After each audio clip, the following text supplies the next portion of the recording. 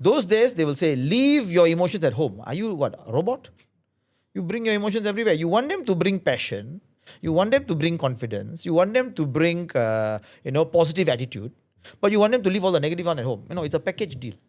How important are SOPs to build SOPs? How do you balance the ship during the storm? Now you're going through the storming stage, and as you know, at a time of growth, things get very messy. Correct. People are all over the place.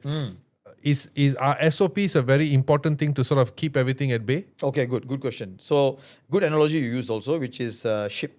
So, if you look at, even ships, because the maritime industry is so mature and really well tested, they also have SOPs for crisis.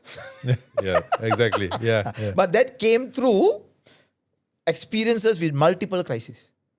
To know that this will not work when the volcano is going to erupt. You cannot go business as usual. You have to switch. So if you're sticky that this still must happen, despite the crisis we are going on, no, it doesn't work. Example, I don't know whether I can mention it or not, like MH370, first time we experienced. Yeah. Communication and that scenario cannot be the same as normal scenario. You have to change. Country is going through a turmoil, like war going on. You have to change the way you have to change the way you operate. You cannot operate the same way to keep order. Right now, everything is in disorder. So you have to now make sense of the disorder and create new things to survive the disorder. There's a leak in the ship, but you still go mopping. That job not important now. Mopping because water coming in, you mop. Not going to solve the problem. That employee must be sacked. You're right. The leader will be sacked first. If they don't do anything about that. So the leader must...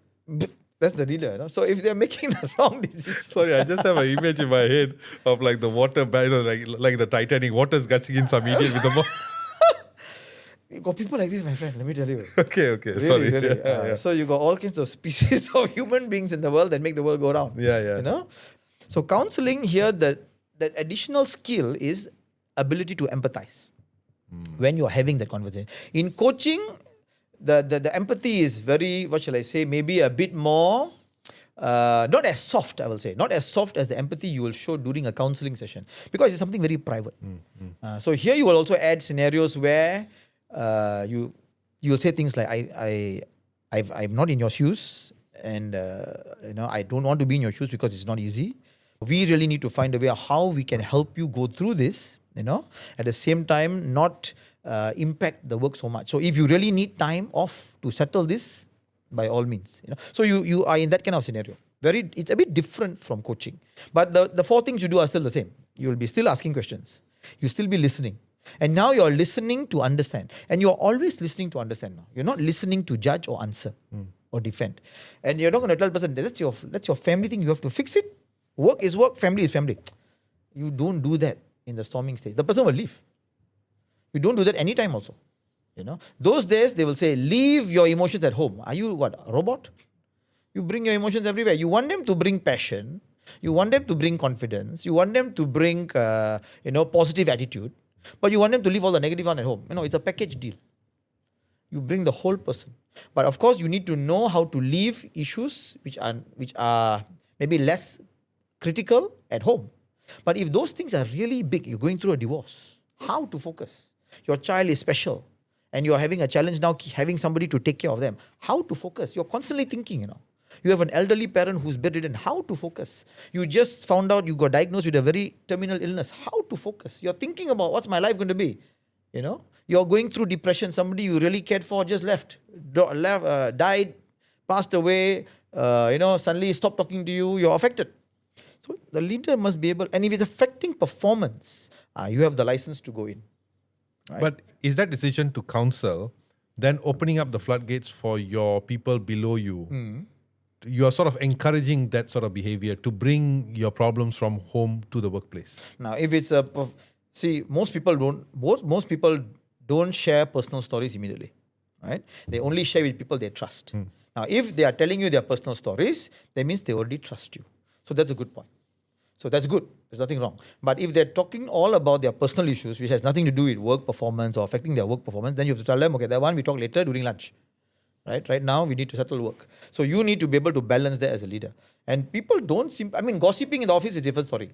So that gossiping is another disease, which leaders must be able to detect. If it's talking about work, then we talk about work. Because you're talking about what another department is doing that's affecting our department. Let's talk about it. Let's talk about it in the meeting. Let's get the other people involved. Do something about it, not just talk about it. But if it's a personal thing, as a leader, your responsibility is to help this person perform. Because when they join the company, their morale was up there. You see? And they have been learning and trying to cope with the KPIs and deliverables that are expected of them. But now they just cannot find a way because they are lost. That's why now a lot of organizations, right, Vinod, they have this thing called, not enough companies, I would think. They have this program called EAP, Employee Assistance Programs. Have you heard of this? No. So these are programs to support mental health. Oh, okay, yes. And because I'm quite fortunate, a lot of my clients are MNCs. And in the pharmaceutical and healthcare... Show off. Yes, once in a while. Yeah, dropping names here. Yes. Yeah. So these multinationals, especially in the healthcare and pharmaceutical industry, they spend quite a bit of time, energy and money on these programs. And there are even 5 levels of EAP programs. Simple lowest level will be educating or making leaders aware of symptoms of mental health. Just having simple talks on a bi-monthly basis or on a quarterly basis to make people aware that this is a real thing. So that's level 1. Level 5, you even can have scenarios where you have a particular service provider that the employees in the company can call to get counselling directly from. Yeah, they have so apps and all that for that now. That's level 5. And in between, there's different things. So we also do quite a bit of work in that space.